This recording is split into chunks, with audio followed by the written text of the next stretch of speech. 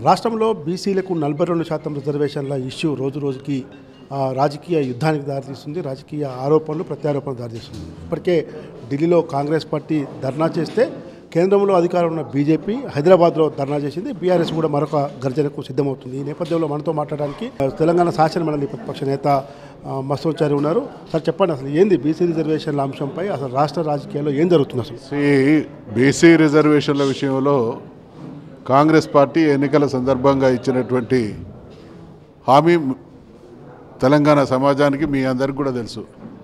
42% రిజర్వేషన్లు స్థానిక సంస్థల్లో తీసుకొస్తామని, దాంతోపాటు అనేక హామీలు ఇవ్వడం జరిగింది కాంగ్రెస్ పార్టీ. ఇవాళ మేము అంటే ఇది కాంగ్రెస్ పార్టీ ఇచ్చినటువంటి డిక్లరేషన్. కానీ బీసీ సమాజం మొదటి నుంచి అంటున్నటువంటి మాట మేమెంతో మాకన్నప్పుడు మాకు 55% రావాలి. కానీ చివరికి ఇచ్చినటువంటి హామీనన్ను నిలబెట్టుకోవాలనేటువంటి డిమాండు గడిచిన 20 మాసాలుగా కాంగ్రెస్ పార్టీ మీద, ప్రభుత్వం మీద ఒత్తిడి తీసుకొస్తున్నాం. వాళ్ళు రకరకాలుగా చిత్తశుద్ధి లేని ఎన్నికల్లో ఓట్లు దండుకోవాలనేటువంటి ఆలోచనతో ఇచ్చినటువంటి హామీగా కనబడతా ఉన్నది తప్ప ఎక్కడ కూడా కాంగ్రెస్ పార్టీ వైఖరిలో, విధానంలో, ప్రభుత్వంలో చిత్తశుద్ధి ఉన్నట్టు కనబడతలేదు.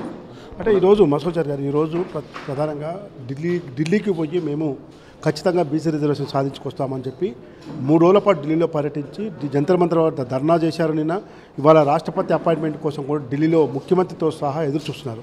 అసలు ఏంటి కేంద్రము చట్టబద్ధత కల్పించాల్సిన కేంద్రము బీసీ రిజర్వేషన్ల విషయంలో ఎందుకు తాత్సారం చేస్తామని చెప్పనుకో. ఇది గతంలో తమిళనాడు అనుభవం కూడా పరిగణలోకి తీసుకోవాలి. తీవ్రమైనటువంటి ఒత్తిడి వస్తే తప్ప ఆ సమాజంలో ఉన్నటువంటి ఈ జనాలకు సంబంధించినటువంటి సంఖ్యాపరమైనటువంటి విషయాలు స్పష్టంగా వాళ్ళకు అర్థం చేస్తే తప్ప ఢిల్లీ గతంలో ఇచ్చినటువంటి దాఖలాలు లేదు. దానికోసమే మేమందరం ఆ రోజు బిల్లు శాసనసభలో మండలిలో వచ్చినటువంటి సందర్భంగా నేపథ్యాన్ని వివరించి అన్ని పార్టీలని, అందరు ప్రజాప్రతినిధులను తీసుకుని పోయి ఏకోన్ముఖంగా మన డిమాండ్ను ఢిల్లీ పెద్దల ముందు పెడదాం, దానికి మేము సహకరిస్తామనేటువంటి మాట చెప్పడం జరిగింది. కాంగ్రెస్ పార్టీగా మేము ఇండియా కూటమిని, మా అగ్రనాయకత్వాన్ని కూడా ఇన్వాల్వ్ చేస్తాం, మీ అందరి సహకారాన్ని కూడా తీసుకుంటాం, వెరసి ఢిల్లీ మీద ఒత్తిడి తీసుకొస్తాం, తద్వారా 9th షెడ్యూల్లో చేర్పిస్తామనేటువంటి హామీ ఇవ్వడం జరిగింది. తీరా ఈ 3 రోజుల తతంగాన్ని చూస్తే ఢిల్లీ అగ్రనాయకత్వం, కాంగ్రెస్ పార్టీకి సంబంధించినటువంటి అగ్రనాయకత్వం కానీ, కామారెడ్డి డిక్లరేషన్లో భాగస్వామి అయినటువంటి సిద్ధరామయ్య గారు కానీ ఎవ్వరూ లేరు.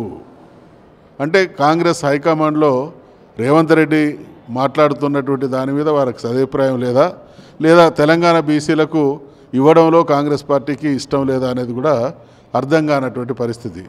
ఒకవైపు ఢిల్లీలో ఉండేటువంటి వాళ్ళ పార్టీని ఇన్వాల్వ్ చేసి అందరినీ కూడగట్టి ఒత్తిడి తీసుకొచ్చి కేంద్రం మీద ఒక రకమైనటువంటి ఒత్తిడితో కూడినటువంటి సుహృద్భావ వాతావరణం తీసుకురావాలి.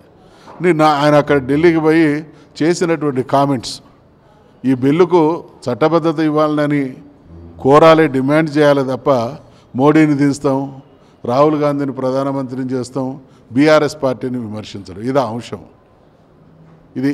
ఇది శక్తిని కూడగట్టుకునేటువంటి మాటలేనా?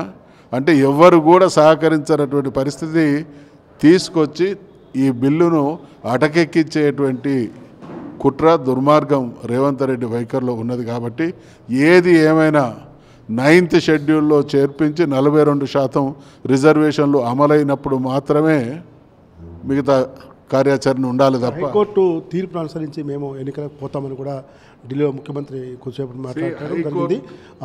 మండలాల వారిగా కూడా పోతామని చెప్తారు. హైకోర్టు ఇక్కడ రేవంత్ రెడ్డి చూపిస్తున్నటువంటి అతి తెలివి అదే. కోర్టు నుంచి డైరెక్షన్ వచ్చేంత వరకు కూడా ఆయన చెల్లించలే. ఎటువంటి ఢిల్లీ ప్రయత్నం కానీ, బిల్లు ప్రయత్నం కానీ ఇతరత్రా చేయలేదు. బిల్లు శాసనసభలో, మండలిలో ఆమోదం పొందిన తర్వాత మరుక్షణమే ఢిల్లీకి పోయి ఒత్తిడి చేయాల్సినటువంటి రేవంత్ రెడ్డి నిమ్మకు నీరెత్తినట్టుండి కోర్టు నుంచి డైరెక్షన్ వచ్చిన తర్వాత తూతూ మంత్రం చర్యలు చేపడతా ఉన్నాడు. బీసీ రిజర్వేషన్లు అమలైతేనే తెలంగాణలో ఆయన పార్టీకి పుట్టగతులు ఉంటాయి, లేకపోతే తెలంగాణ సమాజం. 14వ తేదీన బీఆర్ఎస్ పార్టీ కరీంనగర్లో బీసీ సదస్సును చేపడతా ఉంది. ఈ సదస్సు ద్వారా ఇతర బీసీ సామాజిక వర్గాలకు బీఆర్ఎస్ పార్టీ ఏం సందేశం ఉన్నది? తప్పకుండా, ఎందుకంటే బీసీలు ఏ రకంగా అన్యాయానికి గురవుతూ ఉన్నారు, మోసపోతూ ఉన్నారు, కాంగ్రెస్ పార్టీ ప్రత్యేకించి ద్రోహం ఏ రకంగా చేస్తూ ఉన్నది, ఎన్నికల సందర్భంగా ఇచ్చినటువంటి హామీకి చేస్తున్నటువంటి ద్రోహాన్ని ప్రజాక్షేత్రంలో ఎండగట్టడం ద్వారా ప్రజల ద్వారా ఒత్తిడి పెంచేటువంటి ఉద్దేశంతో మేము సభ చేస్తున్నాం. సో మొత్తం మీద ఈరోజు ఢిల్లీలో కాంగ్రెస్ పార్టీ రహమాను ఒక హైడ్రామాగా చూస్తున్నాము.